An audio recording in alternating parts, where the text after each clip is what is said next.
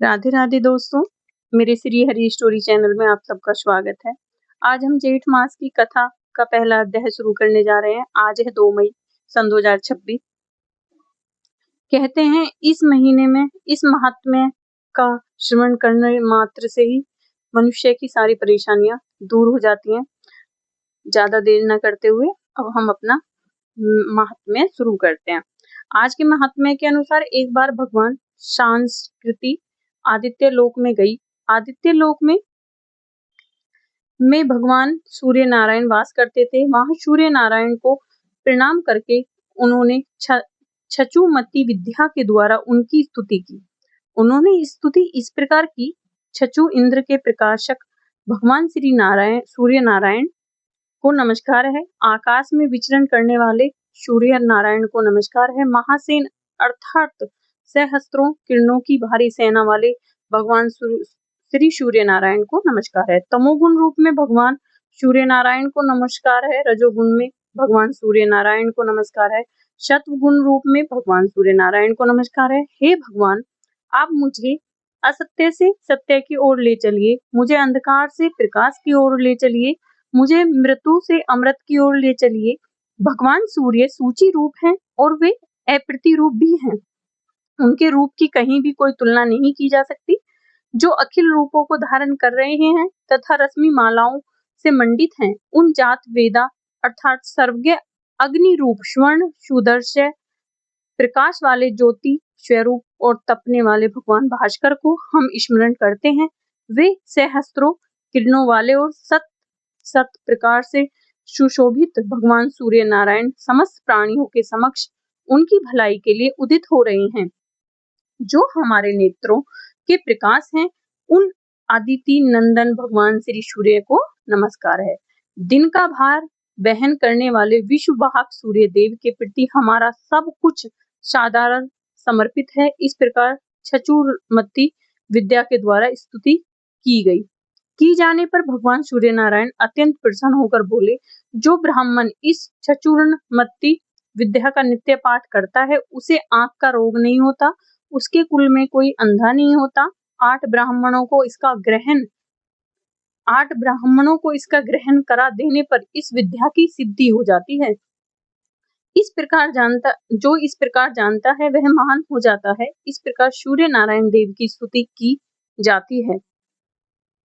एक समय व्यास जी के शिष्य महर्षि सुमंतु तथा वशिष्ठ पराशर जैमिनी याज्ञवल्क्य गौतम वैशंपायन शौनक अंगिरा और भारद्वाज आदि महर्षि गण पांडव वश में समूह उत्पन्न महाबलशाली राजा शतानक की सभा में गए। राजा ने उन ऋषियों का अर्घ आदि से विधिवत स्वागत सत्कार किया और उन्हें उत्तम आसन देकर बैठा दिया तथा भली भांति उनका पूजन कर विनय पूर्वक इस प्रकार प्रार्थना की, हे महात्माओं, आप लोगों के आगमन से मेरा जन्म सफल हो गया है। आप लोगों के स्मरण मात्र से ही मनुष्य पवित्र हो जाता है। फिर आप लोग मुझे दर्शन देने के लिए यहाँ पधारे हैं, इसलिए आज मैं धन्य हो गया हूँ। प्रभु, आप लोग अब कुछ कृपया करके मुझे उन पवित्र और पुण्यमयी धर्मशास्त्रों की कथाएं सुनाएं जिनके सुनने से मुझे परम गति की प्राप्ति हो। तब ऋषियों ने कहा, हे राजन, इस विषय में हम आप सबके गुरु साक्षात नारायण स्वरूप भगवान के वेद व्यास से निवेदन कीजिए। वे बड़े कृपालु हैं, सभी प्रकार के शास्त्रों के और विद्याओं के ज्ञाता हैं। जिसके श्रवण मात्र से मनुष्य सभी पापों से मुक्त हो जाता है, उस महाभारत ग्रंथ के रचयिता भी यही हैं।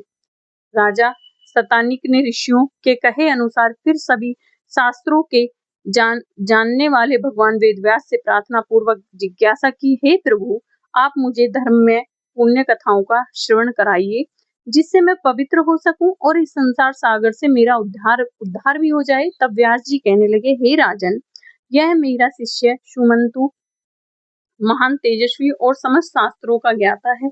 यह आपकी जिज्ञासा को अवश्य पूर्ण करेगा। मुनियों ने इस बात का अनुमोदन किया। तदंतर राजा सदाकिक ने महामुनि सुमंतु से उपदेश करने के लिए प्रार्थना की है।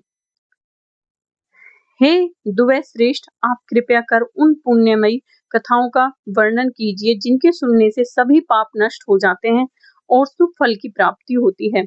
तब महामुनि सुमंतु कहने लगे, राजन, धर्मशास्त्र सबको पवित्र करने वाला है। उसके सुनने से मनुष्य सभी पापों से मुक्त हो जाता है। बताओ, तुम्हारी क्या सुनने की इच्छा है? तब राजा शतानिक ने कहा, हे ब्राह्मण देव, वे कौन से धर्मशास्त्र हैं जिनके सुनने से मनुष्य सभी पापों से मुक्त हो जाता है? सुमंत मुनि कहने लगे, राजन, मनु, विष्णु, यम, अंगिरा, वशिष्ठ, दक्ष, संवृत, सतात, तप, पराशर, आप्स, स्तंभ, उपासना, उषाणा, कात्यायन, बृहस्पति, गौतम संख लिखित, हारित तथा अत्रि आदि ऋषियों द्वारा रचित मनवादी बहुत से धर्मशास्त्र हैं। इन धर्मशास्त्रों को सुनकर और उनके रहस्यों को भली भांति हृदय में आत्मसात कर मनुष्य देवलोक में जाकर परम आनंद को प्राप्त करता है। इसमें कोई संदेह नहीं है। तब शैतानिक ने कहा, हे प्रभु, जिन धर्मशास्त्रों को आपने कहा है इन्हें मैंने सुना है, अब इन्हें पुण्य सुनने की इच्छा नहीं है। कृपया कर आप चारों वर्णों के कल्याण के लिए जो उपयुक्त धर्मशास्त्र हो उसे मुझे बतलाइए। तब सुमंतु मुनि कहने लगे, महाबाहु, संसार में निमग्न प्राणियों के उद्धार के लिए 18 महापुराण, श्री राम कथा तथा महाभारत आदि सद ग्रंथ नौका रूपी साधन माने जाते हैं। 18 महापुराणों और 8 प्रकार के व्याकरणों को भली भांति समझकर सत्यवती के पुत्र वेद व्यास जी ने महाभारत संहिता की रचना की, जिसके सुनने से मनुष्य ब्रह्म हत्या के पापों से भी मुक्त हो जाता है। इनमें 8 प्रकार के व्याकरण यह हैं: ब्रह्मा, इंद्र, याम्य, रौद्र, वायव्य, वारुण, सावित और वैष्णव। ब्रह्म पद विष्णु, शिव, भागवत, नारद, मार्कंडेय, अग्नि, भविष्य, ब्रह्मा, वेत्रलिंग, वराह, स्कंद, वामन, कुमार, मत्स्य, गरुड़ तथा ब्राह्मण। ये 18 महापुराण हैं। ब्रह्मांड, ये 18 महापुराण हैं। ये सभी चारों वर्णों के लिए उपकारक हैं। इनमें से आप क्या सुनना चाहते हैं? तब राजा शैतानिक ने कहा, हे विप्र, मैंने महाभारत सुनी है, श्री राम कथा भी सुनी है, अन्य प्राणों को भी सुना है। अब मेरी इच्छा है कि आप मुझे ज्येष्ठ मास महात्म्य सुनाएं। तब सुमंतु मुनि कहने लगे, हे राजन, आपने बहुत उत्तम बात मुझसे पूछी है। मैं अब आपको ज्येष्ठ मास महात्म्य की कथा सुनाता हूँ, जिसके सुनने मात्र से ही ब्रह्म हत्या का आदि पाप भी नष्ट हो जाते हैं। इतना ही नहीं, अश्वमेध आदि यज्ञों का पुण्य फल भी प्राप्त होता है और अंत में सूर्य लोक की प्राप्ति होती है। इसमें कोई संदेह नहीं है। यह उत्तम महात्म्य पहले श्री ब्रह्मा जी द्वारा कहा गया था। सुमंतु मुनि ने कहा, हे राजन, अब मैं तुम्हें धनवर्धन नामक वैश्या की कथा सुनाता हूँ, जिसने उचित भोजन अर्थात झूठा भोजन किया। उसके बाद उसका क्या परिणाम हुआ, इसे भी सुनिए। तब सुमंतु मुनि कहने लगे, राजन, सतयुग की बात है। पुष्कर क्षेत्र में धन धान्य से संपन्न धनवर्धन नामक एक वैश्या रहता था। एक दिन वह ग्रीष्म ऋतु में मध्याह्न के समय अपने वेद देव कर्म संपन्न कर अपने पुत्र मित्र तथा बंधु बांधवों के साथ भोजन कर रहा था। इतने में ही अचानक उसे बाहर से करुण शब्द सुनाई पड़ा। उस शब्द को सुनते ही वह दयावश भोजन छोड़कर बाहर की ओर दौड़ा। किंतु जब तक वह बाहर पहुंचा, वह आवाज बंद हो गई। फिर लौटकर उस वैश्या ने पात्र में छोड़ा हुआ भोजन था उसे खा लिया। भोजन करते ही उस वैश्या की मृत्यु हो गई और इसी अपराधवश परलोक में भी उसकी दुर्गति हुई। इसलिए छोड़े हुए भोजन को फिर कभी न खाना चाहिए। अधिक भोजन भी नहीं करना चाहिए। इससे शरीर में अत्यधिक रस की उत्पत्ति होती है, जिससे पित्तीशय अर्थात जुकाम, मंद अग्नि, ज्वर, बुखार आदि अनेकों रोग उत्पन्न हो जाते हैं। अजीर्ण हो जाने से स्नान, दान, तप, होम, तर्पण, पूजा आदि कोई भी पुण्य कर्म ठीक से संपन्न नहीं हो पाते। अति भोजन करने से अनेक रोग उत्पन्न होते हैं। मनुष्य की आयु घटती है, लोक में निंदा भी होती है और अंत में सदगति भी नहीं हो पाती। उद्दिष्ट मुख से अर्थात झूठे मुंह से कहीं भी नहीं जाना चाहिए, सदा पवित्रता से रहना चाहिए। पवित्र मनुष्य यहाँ सुख से रहता है और अंत में स्वर्गलोक को भी जाता है। तब तक राजा ने पूछा, हे मुनीश्वर, ब्राह्मण किस कर्म के करने से पवित्र होता है? मनुष्य, इसका भी आप वर्णन कीजिए। सुमंतु मुनि कहने लगे, हे राजन, जो ब्राह्मण विधि पूर्वक आचमन करता है वह पवित्र हो जाता है और सत्कर्मों का अधिकारी हो जाता है। आचमन की विधि यह है कि हाथ पांव धोकर पवित्र स्थान में आसन के ऊपर पूर्व अथवा उत्तर की दिशा की ओर मुंह करके बैठे, दाहिने हाथ को जांग के भीतर रखकर दोनों चरण बराबर रखे तथा सिख में संधि लगाए और उष्णता और फैन से रहित निर्मल और शीतल जल से आचमन करे। खड़े खड़े बात करते, इधर उधर देखते, जल्दी जल्दी और क्रोधयुक्त होकर कभी भी आचमन नहीं किया जाता। हे राजन, ब्राह्मण के दाहिने हाथ में 5 तीर्थ कहे गए हैं: देव तीर्थ, पितृ तीर्थ, ब्रह्म तीर्थ, प्रजापति तीर्थ और सौम्य तीर्थ। अब आप इनके बारे में भी जान लीजिए, इनके लक्षणों के बारे में भी जानिए। अंगूठे के मूल में ब्रह्म तीर्थ, कनिष्ठा के मूल में प्रजापत्य तीर्थ, अंगुलियों के अग्रभाग में देव तीर्थ, तर्जनी और अंकुश के बीच में पितृ तीर्थ और हाथ के मध्य भाग में सौम्य तीर्थ कहा जाता है, जो देव कर्म में प्रस्थ माना जाता है। देवाचार्य ब्राह्मण को दक्षिणा आदि कर्म देव तीर्थ से तर्पण पिंडदान, कर्म पितृ तीर्थ से आचमन, ब्रह्म तीर्थ से विवाह के समय लाजा होमा आदि और सोमापन, प्रजापस्थ तीर्थ से कमंडल ग्रहण, दधिप्राशन आदि कर्म सौम्य तीर्थ से करना चाहिए।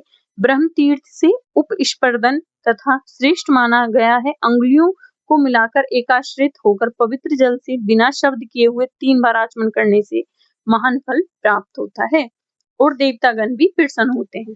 प्रथम आचमन से ऋग्वेद, द्वितीय से युगवेद, तृतीय से सामवेद की तृप्ति होती है और आचमन करके जल युक्त दाहिने अंगूठे से मुख का स्पर्श करने से अर्थवेद की तृप्ति होती है। ओष्ठ के मार्जन से अथवा होठों के मर्जन से इतिहास और पुराणों की तृप्ति होती है। मस्तक में अभिषेक करने से भगवान रुद्र प्रसन्न होते हैं।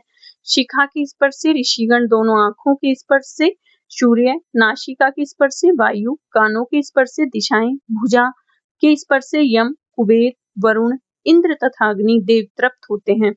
नाभि और प्राणों की ग्रंथियों के स्पर्श से सभी तृप्त हो जाते हैं। पैर धोने से विष्णु भगवान, भूमि में जल छोड़ने से वासुकी आदि नाग तथा बीच में जो जल बिंदु गिरते हैं उनके 4 प्रकार के भूत ग्राम की तृप्ति होती है।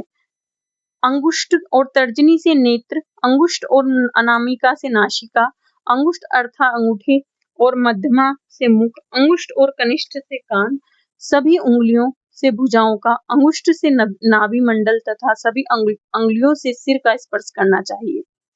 अंगुष्ठ अग्नि रूप है, तर्जनी वायु रूप, मध्यमा प्रजापति रूप, अनामिका सूर्य रूप और कनिष्ठ का इंद्र रूप माना जाता है। इस विधि से ब्राह्मण के आचमन करने से संपूर्ण जगत, देवता और लोक तृप्त हो जाते हैं। ब्राह्मण सदा पूजनीय है क्योंकि वह सर्वदेवमय माना जाता है।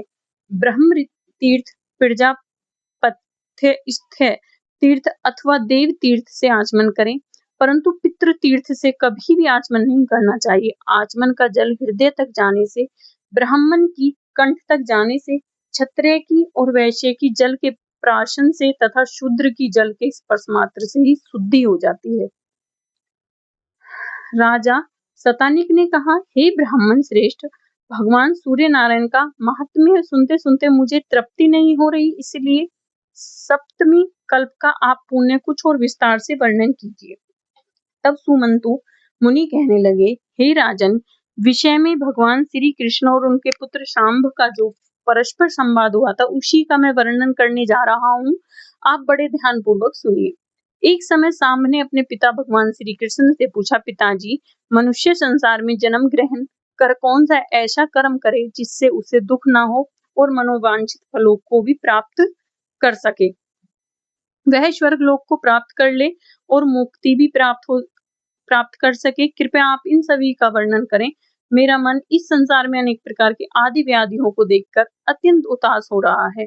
मुझे क्षण मात्र भी जीने की इच्छा नहीं होती, अतः आप कृपया कर ऐसा उपाय बताएं कि जितने दिन भी इस संसार में रहा जाए या आदि व्याधियां पीड़ित न कर सकें और फिर इस संसार में जन्म ना हो अर्थात मोक्ष प्राप्त हो जाए। तब भगवान श्री कृष्ण कहने लगे, हे वत्स, देवताओं के प्रसाद से, उनके अनुग्रह से और उनकी आराधना करने से ये सब कुछ प्राप्त हो सकता है। देवताओं की आराधना ही परम उपाय है। देवता अनुमान और आगम प्रमाणों से सिद्ध होता है। विशिष्ट पुरुष विशिष्ट देवता की आराधना करे तो वह विशिष्ट फल भी कर सकता है। तब सा ने कहा, महाराज, प्रथम तो देवताओं के अस्तित्व में ही संदेह है। कुछ लोग कहते हैं कि देवता हैं और कुछ लोग कहते हैं कि देवता है ही नहीं। फिर विशिष्ट देवता भला किन्हें समझा जाए? भगवान श्री कृष्ण कहने लगे, वत्स, आगम से, अनुमान से और प्रत्यक्ष से देवताओं का होना सिद्ध होता है।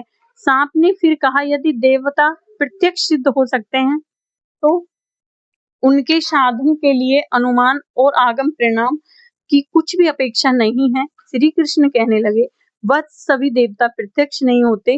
शास्त्र और अनुमान से ही हजारों देवताओं का होना सिद्ध माना जाता है। सांब ने फिर से कहा, पिताजी, फिर जो देवता प्रत्यक्ष हैं और विशिष्ट और अभीष्ट फलों को देने वाले हैं, पहले आप उन्हीं का वर्णन कीजिए। पिताजी, फिर भी जो देवता प्रत्यक्ष हैं और विशिष्ट और अभीष्ट फलों को देने वाले हैं, पहले आप उन्हीं का वर्णन कीजिए, अनंतर शास्त्र तथा अनुमान से सिद्ध होने वाले देवताओं का वर्णन करें। श्री कृष्ण कहने लगे, प्रत्यक्ष देवता तो संसार के नेत्र स्वरूप भगवान सूर्य नारायण ही हैं। इनसे बढ़कर दूसरा कोई देवता नहीं है। संपूर्ण जगत इन्हीं से उत्पन्न हुआ है और अंत में इन्हीं में विलीन हो जाएगा। सत्य, आदि, युग और काल की गणना इन्हीं से सिद्ध होती है। ग्रह, नक्षत्र, योग, करण, राशि, आदित्य, वसु, रुद्र, वायु, अग्नि, अश्विनी कुमार, इंद्र, प्रजापति, दिशाएं, भूम, भू, श्वा, यह सभी लोक और पर्वत, नदी, समुद्र, नाग तथा संपूर्ण भूत ग्राम की उत्पत्ति के एकमात्र हेतु भगवान सूर्य नारायण है। यह संपूर्ण चराचर जगत इनकी ही इच्छा से उत्पन्न हुआ है, इनकी ही इच्छा से स्थिर है और सभी इनकी ही इच्छा से यहाँ पर अपने अपने व्यवहार में प्रवृत्त होते हैं। इन्हीं के अनुग्रह से यह सारा संसार प्रयत्नशील दिखाई देता है। सूर्य भगवान के उदय के साथ जगत का उदय और उनके अस्त होने के साथ जगत का अस्त हो जाता है। इनसे अधिक ना कोई देवता हुआ और न कभी हो सकेगा। वेद आदि शास्त्रों तथा इतिहास पुराणों आदि में इनका परमात्मा, अंतरात्मा आदि शब्दों से प्रतिपादन किया गया है और यह शस्त्र व्याप्त है। इनके संपूर्ण गुणों और प्रभावों का वर्णन 100 वर्षों में भी नहीं किया जा सकता। वत्स, इसलिए दिवाकर, गुणाकर, सबके स्वामी, सबके साष्टा और सबका संहार करने वाले भी यही कहे गए हैं। यह स्वयं अवयव हैं जो पुरुष सूर्य मंडल की रचना कर प्रातः, मध्याह्न और सायकाल उनकी पूजा कर उपासना करता है, वह परम गति को प्राप्त होता है। फिर जो प्रत्यक्ष सूर्य नारायण का भक्ति पूर्वक पूजन करता है, उसके लिए कौन सा पदार्थ दुर्लभ है? और जो अपनी अंतरात्मा में ही मंडल स्थल भगवान सूर्य को अपनी बुद्धि द्वारा निश्चित कर लेता है तथा ऐसा समझकर वह इनका ध्यान पूर्वक पूजन, हवन और जप करता है, वह सभी मनोकामनाओं को प्राप्त कर लेता है और अंत में इनके लोक को प्राप्त होता है। इसलिए हे पुत्र, यदि तुम इस संसार में सुख चाहते हो और भक्ति तथा मुक्ति की इच्छा रखते हो तो विधि पूर्वक प्रत्यक्ष देवता भगवान सूर्य की तन्मयता से आराधना करो। इससे तुम्हें भौतिक कोई भी दुख प्राप्त नहीं होंगे। जो सूर्य भगवान की शरण में जाते हैं उनको किसी प्रकार का भय नहीं होता। उन्हें इस लोक तथा परलोक में शाश्वत सुख भी प्राप्त होता है। स्वयं मैंने भगवान सूर्य की बहुत काल तक यथाविधि आराधना की है। उन्हीं की कृपा से मुझे यह दिव्य ज्ञान प्राप्त हुआ है। वत्स, इससे बढ़कर मनुष्य के हित का कोई और उपाय है ही नहीं। इसके बाद श्री सूर्य नारायण के नित्य याचन का विधान बताते हुए भगवान श्री कृष्ण कहते हैं, सांप, अब हम सूर्य नारायण के पूजा का विधान बताते हैं, जिसके करने से संपूर्ण पाप और विघ्न नष्ट हो जाते हैं और सभी मनोरथों की सिद्धि होती है, पुण्य की भी प्राप्ति होती है। प्रातः काल उठकर शौच आदि से निमट कर नदी के तट पर जाकर आचमन करना चाहिए। फिर सूर्योदय के समय मृतिका का शरीर पर लेपन अथवा मिट्टी का शरीर पर लेपन कर स्नान करें। फिर पुण्य आचमन करें, शुद्ध वस्त्र पहने, सप्ताक्षर मंत्र अर्थात खोल काय स्वाहा यह सूर्य भगवान को अर्घ दें। फिर हृदय में मंत्र का ध्यान करें और सूर्य मंदिर में जाकर सूर्य देव की पूजा करें। सबसे पहले श्रद्धा पूर्वक पूर्व रेचक और कुंभक नामक प्राणायाम कर वायवी और आग्नेय महेंद्री और वारुणी धारण करके भूत शुद्धि की रीति से शरीर का शोषण, दहन, स्तंभन और प्राप्तवन करके अपने शरीर की शुद्धि कर लें। फिर अपने शुद्ध हृदय में भगवान सूर्य की भावना कर उन्हें प्रणाम करें। इस सूक्ष्म शरीर तथा इंद्रियों को अपने अपने स्थानों में उपन्यस्त करें। ओम खे स्वाहा हृदय नमः, ओम खंग स्वाहा श्रेषे स्वाहा, ओम उलाक्याय स्वाहा सिक वस्त, ओम या स्वाहा कवचाय हम ओम स्वांग स्वाहा। इन मंत्रों से अंग न्यास कर पूजन सामग्री का मूल मंत्र से अभिमंत्रित जल द्वारा प्रोक्षण करें। फिर सुगंध आदि पुष्प आदि चीजें सूर्य भगवान को अर्पित करें। सूर्य नारायण की पूजा दिन के समय सूर्य मूर्ति और रात्रि के समय अग्नि में करनी चाहिए। प्रभात काल में पूर्व की तरफ मुख करके, सायकाल में पश्चिम की ओर मुंह करके और रात्रि में उत्तर की ओर मुंह करके पूजन करने का विधान बताया गया है। ओम खोलकाय स्वाहा इस सप्ताक्षर मूल मंत्र से सूर्य मंडल के बीच तल दल कमल का ध्यान कर उसके मध्य में सहस्त्र किरणों से देदीप्यमान भगवान सूर्य नारायण की मूर्ति का ध्यान करें। फिर रक्त चंदन कर वीर आदि रक्त पुष्पों, धूप दीप अनेक प्रकार के नैवेद्य, वस्त्र आभूषण आदि से पूजा करें अथवा रक्त चंदन से ताम्र पात्र में अष्टदल कमल बनाकर उसके मध्य में सभी उपचारों से भगवान सूर्य नारायण का पूजन करें। 6 दलों में सड़ंग पूजन कर उत्तर आदि दिशाओं में सोम आदि 8 ग्रहों का अर्चन करें और फिर अष्ट दिक्पालों तथा उनके आयुधों का भी सभी दिशाओं में पूजन करें। नाम के आदि में प्रणव लगाकर अर्थात ओम लगाकर नाम को चतुर्थी विभक्ति युक्त करके अंत में नमः कहें। जैसे ओम सोमाय नमः इत्यादि इस प्रकार नाम मंत्रों से उसका पूजन करें, सबका पूजन करें। फिर वाम मुद्रा, रवि मुद्रा, पद मुद्रा, महत, श्वेत मुद्रा और अस्त्र मुद्रा दिखाएं। यह 5 मुद्राएं पूजा, जप, ध्यान आदि के समय दिखानी चाहिए। इस प्रकार 1 वर्ष तक भक्ति पूर्वक तन्मयता के साथ भगवान सूर्य नारायण का पूजन करने से अभिष्ट मनोरथों की प्राप्ति होती है और बाद में मुक्ति भी मिल जाती है। इस विधि से पूजन करने पर रोगी रोग से मुक्त हो जाते हैं और धनहीन धन प्राप्त कर लेता है। राज्य भ्रष्ट को राज्य मिल जाता है, पुत्रहीन को पुत्र होता है और सूर्य नारायण का पूजन करने वाला पुरुष प्राज्ञ, मेघा तथा सभी समृद्धियों से संपन्न हो जाता है, चिरंजीवी हो जाता है। इस विधि से पूजन करने पर कन्याओं को उत्तम वर की प्राप्ति होती है, उत्तम सौभाग्य मिलता है, विद्यार्थियों को उत्तम विद्या प्राप्त होती है। ऐसा सूर्य भगवान ने स्वयं अपने मुख से कहा है। इस प्रकार सूर्य भगवान का पूजन करने से धन धान्य संतान पशु आदि की अभिवृद्धि होती है, मनुष्य निष्काम हो जाता है और अंत में उसे सदगति प्राप्त होती है। हरे कृष्ण। आज का महात्म्य यही समाप्त होता है। हम इसका दूसरा अध्याय कल जरूर सुनाएंगे और आपको अच्छा लगे तो जरूर सुनना, लाइक, सब्सक्राइब और सपोर्ट जरूर करना और हमारे चैनल को सब्सक्राइब करके बेल आइकन को जरूर दबाना, जिससे आपको डेली नोटिफिकेशन मिलता रहे।